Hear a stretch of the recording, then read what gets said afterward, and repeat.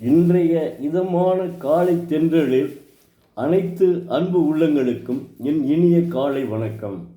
இன்று ஒரு குறள். அதிகாரம் 33, கொல்லாமை.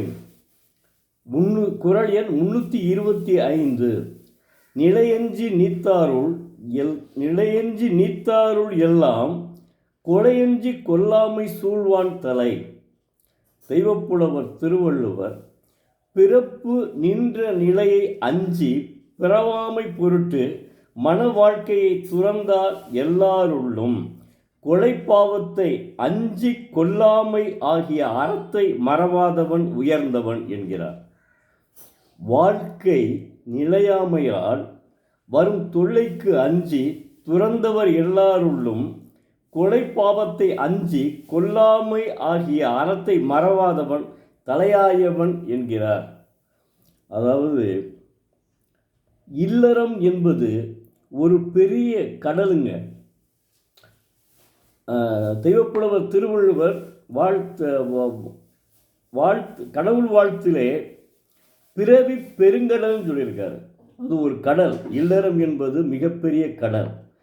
அதுக்கு சிலர் அஞ்சுவர். இந்த கடலிலே நாம் எப்படி கரை சேருவது என்று அஞ்சுவர். அது அடுத்து இல்லறத்தாரிடம் போய் நிற்க வேண்டும், அதற்கும் அஞ்சுவர். அந்த பொருள்களை ஈட்ட வேண்டும். இப்படி பல வகையான பிரச்சனைகளுக்கு அஞ்சித்தான் இல்லற பிறவியை விடுத்து அவர்கள் துறவியாகிறார்கள். அவர்கள்தான் துறவிகளுங்க.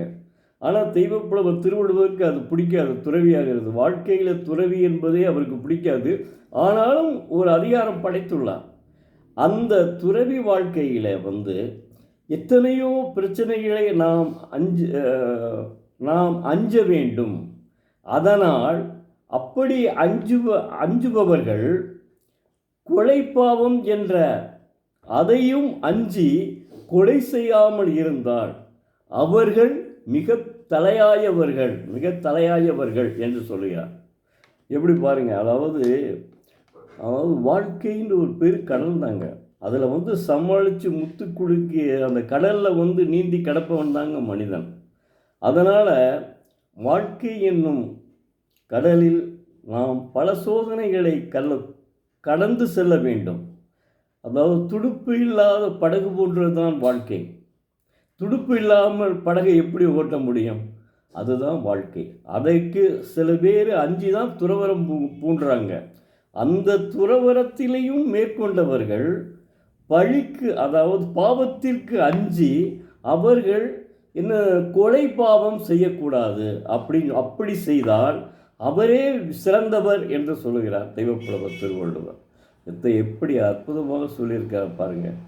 அதாங்க, அவர் ஒவ்வொரு குறளிலையுமே முதல்ல இந்த கொல்லாமை என்ற அதிகாரத்தை எடுத்துக்கொண்டால் 10 குறளிலுமே ஒவ்வொரு விதமாக ஒவ்வொரு குறளையும் குறிப்பிட்டுள்ளார். அதனால் மாணவ செல்வங்கள் தினந்தோறும் ஒரு குறளை படித்தீர்களானால் இளமையிலிருந்தே இந்த கொலை என்பது பாவம் என்பதை உங்களுக்கு உணர்த்திவிடும். இது உணர்த்திவிட்டால் நீங்கள் வருங்காலத்தில் அத்தகைய செயல்களை செய்யவே மாட்டீர்கள். அதனால்தான் நான் தினந்தோறும் உங்களை மாணவ செல்வங்களைத்தான் மன்றாடி கேட்டுக்கொள்கிறேன். ஏன்னா இன்னைக்கு செய்தித்தாளை பார்த்தால் ஆகா என்னடா இது செய்தித்தாள் இப்படி போட்டிருக்கேன் அப்படின்னு எவ்வளோ மோசமாக இருக்குன்னு நினைக்கிறேன் இன்றைய நிலை. ஆனால் எங்கள் 50 ஆண்டுகளுக்கு முன்பு 4 நாள் சிறுவனாக இருந்தபோது இப்படிலாம் இல்லைங்க. உண்மையை சொல்கிறேன், இந்த அளவுக்குலாம் இல்லை. இப்போ தான் எதை எடுத்தாலும் கொள்ளை இப்படி இருக்குது. அதற்காகத்தான் மீண்டும் மாணவ செல்வங்களுக்காகத்தான் நான் திருக்குறளை படிக்கிறேன் என்பதை நீங்கள் உணர்ந்து கொள்ளுங்கள். நிச்சயம் நீங்கள் நல்ல ஒரு எதிர்காலத்தை அடைவீர்கள். தமிழகத்தையும் மீட்டெடுப்பீர்கள். நன்றி, வணக்கம். நாளை மீண்டும் ஒரு குறளுடன் உங்களை சந்திக்கும் எழுத்தாளர் சோ. பரமசிவம், மதுரை.